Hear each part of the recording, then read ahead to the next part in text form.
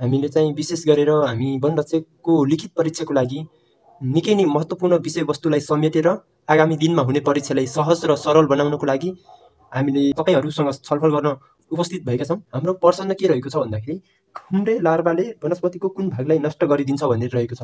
यसको अप्सनमा देख्न सकिन्छ साथीहरू। अप्सन कमा रहेको छ हाँगा, खमा रहेको छ पात, गमा रहेको छ हाम्रो जरा, घमा रहेको छ हाम्रो बोक्रा। हाम्रो के भनेछ भन्दाखेरि नम्बर 1 ले चाहिँ के भनेछ भन्दाखेरि खुम्रे लार्भाले वनस्पतिको कुन भागलाई नष्ट गरिदिन्छ भनेछ। हाम्रो अप्सनहरू रहेको छ कमा हाँगा रहेको छ, खमा पात रहेको छ, गमा जरा रहेको छ, घमा बोक्रा रहेको छ। कुन भागलाई नष्ट गर्छ होला त साथीहरू कमेन्ट गरौँ है।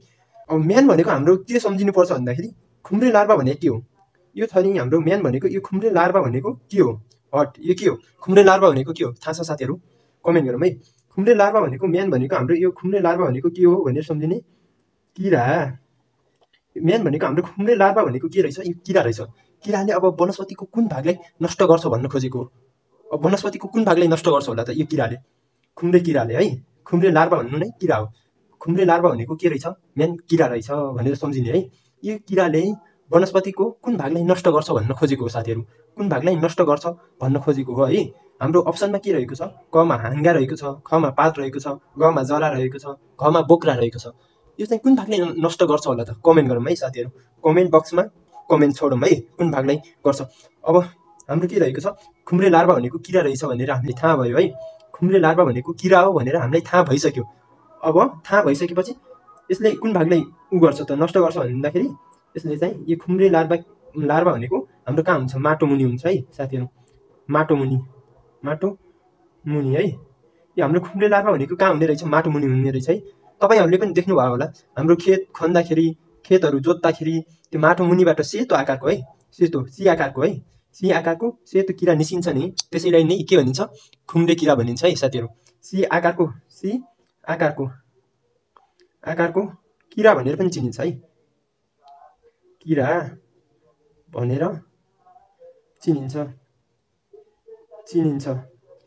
यो के रहेछ भन्दाखेरि माटोभित्र हुने सी आकारको किरा है, सी आकारको किरा भनेर पनि चिनिन्छ। अनि फेरि यसको अर्को नाम के छ भन्दाखेरि यसको अर्को नाम भनेको बङ्सेलु किरा है साथीहरू। यसको अर्को नाम भनेको बङ्सेलु किरा भनेर पनि चिनिन्छ है, बङ्सेलु किरा भनेर पनि चिनिन्छ। कसलाई भनेपछि खुम्रे लार्भालाई माटो मुनि हुन्छ, जुन चाहिँ माटो मुनि हुन्छ यो किरा। यसको सी आकारको हुन्छ, आकार चाहिँ कस्तो हुन्छ भनेपछि यो किराको आकार सी आकारको हुन्छ सेतो है। यसको अर्को नाम के हो भन्दाखेरि बङ्सेल किरा भनेर पनि चिनिन्छ यसलाई। विशेष गरेर यसले चाहिँ नर्सरीमा रहेका बोट बिरुवाहरूलाई असर गर्ने गर्दछ है। विशेष गरेर के गर्छ भनेदेखि नर्सरीमा है, नर्सरीमा रहेका बिरुवाहरूलाई असर गर्ने किरा भनेर पनि खुम्रे लार्भालाई चिनिन्छ है साथीहरू। नर्सरीमा रहेका बिरुवाहरूलाई असर गर्ने किरा भनेर पनि खुम्रे किरालाई चिनिन्छ। फेरि यसको अर्को के हो भनेपछि किराहरूमध्येको सबैभन्दा यसको फेरि के रहेको छ भन्दाखेरि यो फेरि के हो भन्दाखेरि किराहरूमध्येको है, किराहरूमध्येको के हो भन्दाखेरि यो हानिकारक किरा भनेर पनि चिनिन्छ है। किराहरूमध्येको सबैभन्दा हानिकारक किरा भनेर पनि यसैलाई चिनिन्छ। यसले विशेष गरेर नष्ट गर्छ है, क्षति पुर्याउँछ। नष्ट गर्नु भनेको क्षति पुर्याउनु हो साथीहरू, क्षति पुर्याउँछ है, क्षति पुर्याउँछ भनेर सम्झिने। अब यति कुरा आइसकेपछि, यति सबै कुराहरू आइसकेपछि अब भन्नुहोस् अप्सनको सही अप्सन भनेको हाम्रो ग रह्यो है। माटो मुनि भन्दाखेरि यसले जरालाई नष्ट गर्छ।